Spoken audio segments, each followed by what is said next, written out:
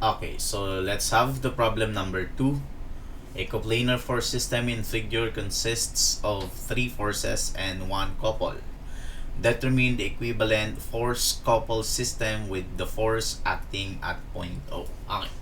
So parang kanina, naka 3D lang yung kanina. So ngayon, naka 2D naman. Oh. So, tawag natin kapag naka 2D lang yung figure, that is called the planar. Okay, or coplanar forces. Okay, they lie on the same plane, which is the plane XY. Okay, so ang ginagawa natin, kinukuha natin yung resultant force.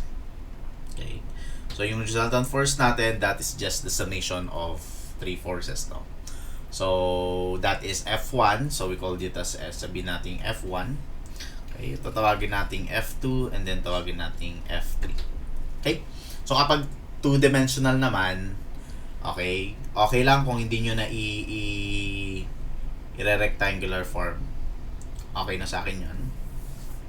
Okay, so pwede na tayong gumawa na lang ng summation forces X. Okay, and then summation forces Y. Kung 2D lang naman tayo. Okay, so yung 1 natin, yung F1 natin, since meron tong 3 and 4, so ang kanyang slope is 5. So we will be having here negative 3 all over 5 of F sub 1. Ang F sub 1 mo is 100 Newton. F sub 2 directed on the positive X, so plus 90.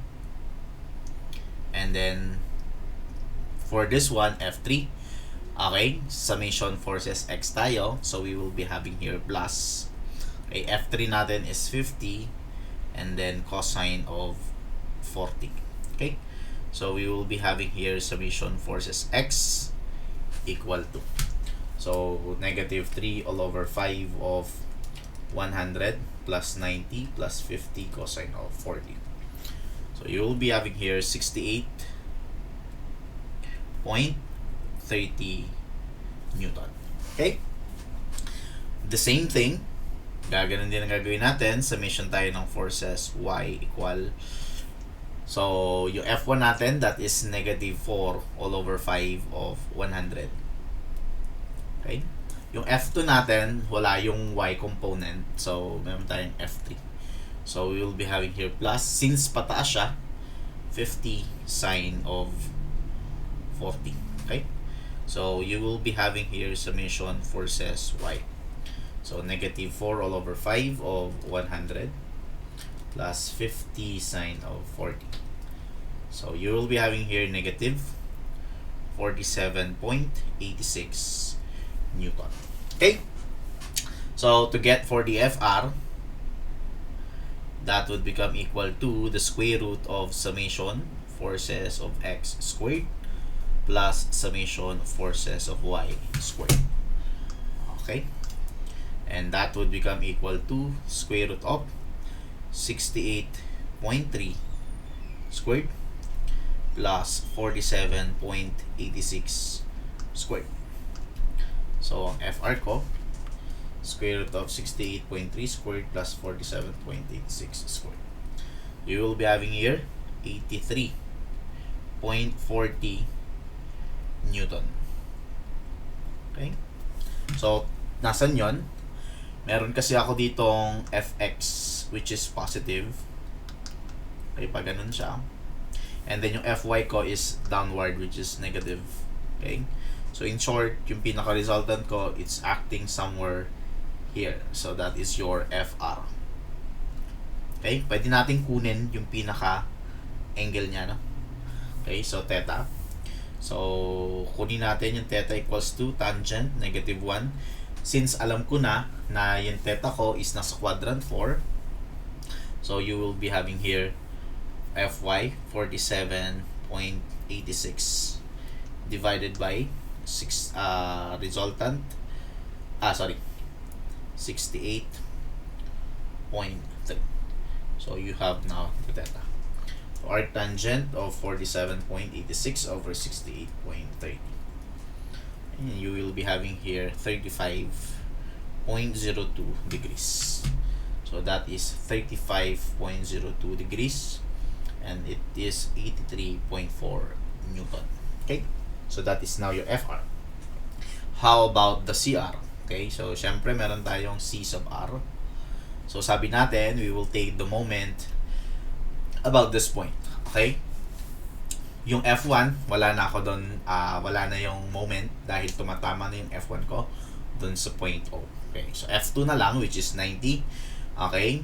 So, we will take, okay, paano ang tinatake natin, ano? We will take always the right thumb rule. Okay?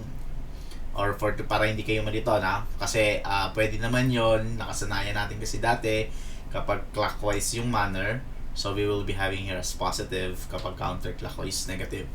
Okay, that's valid as long as consistent kayo. Okay? Kaya lang baka magkalituhan kasi tayo. So, nagti-3-dimensional tayo. So, we will always use the right thumb rule. So, ibig sabihin, if this is your X and then this is your Y, yung X cross Y natin, yun yung Z natin. Positive, ano? So, in short, in this manner, nandito. Kumbaga, nandyan yung pinaka-Z axis mo. Okay? Yung couple po na 40 Newton meter, it's actually the couple about the Y, about the Z direction, ano? So, palagi siyang right thumb rule tayo. So, kung paganto yung Z mo, yun ang magiging positive. Since this one is rotating, okay, pakabila, so this one will be take as negative moment. Okay? So, in short, for this figure, ang gagawin natin, lahat ng clockwise, that would be negative. Then, lahat ng counterclockwise, that would be positive. Okay? So, CR. F2, about 0.0, it will rotate clockwise manner. So, that is negative 90. Multiplied it by 600 millimeter. Okay? Newton millimeter tayo. Sige. Okay? Next. Ito, pwede kong hatiin sa dalawa. So, 50 cosine of 40. And then you have here 50 sine of 40. Okay? So, unahin ko muna yung this one. Okay? So, again, it will rotate about 0.0, a clockwise manner. So, you will be having here negative 50 cosine of 40 multiplied it by 500. Okay? And then plus, it will rotate counterclockwise 50 sine of 40 multiplied by 800. And lastly, meron kasi akong couple which is on the clockwise manner. So, i-add ko yun minus 40. Okay? In-add ko siya. Kaya lang ang sign niya is negative. Okay? Negative direction. It's because it rotates counterclockwise. Oops. By the way, take look of this pala. Okay. 40 Newton meter ang nakalagay sa kanya, no? So, ito, lagyan natin mga point. Okay, para maging meter yon. Ayan na, dapat naka-point yon. Okay, para consistent, Newton meter, Newton meter, Newton meter. Okay, so the resulting unit is in Newton meter. So that is negative 90 times 0.6 minus 50 cosine of 40 times 0.5 plus 50 sine of 40 times 0.8 and then minus tayo na 40. So you have here the CR which is negative 87.44 Newton meter. Okay? So, in short, if I'm going to draw the resultant pair, so pag ganito siya, so you have here the FR, 83.40 Newton, located 35.02 degrees below the positive X direction. And then, you will be having here the moment. And since the moment is negative, so you will be having here a clockwise manner of 87.44 Newton meter.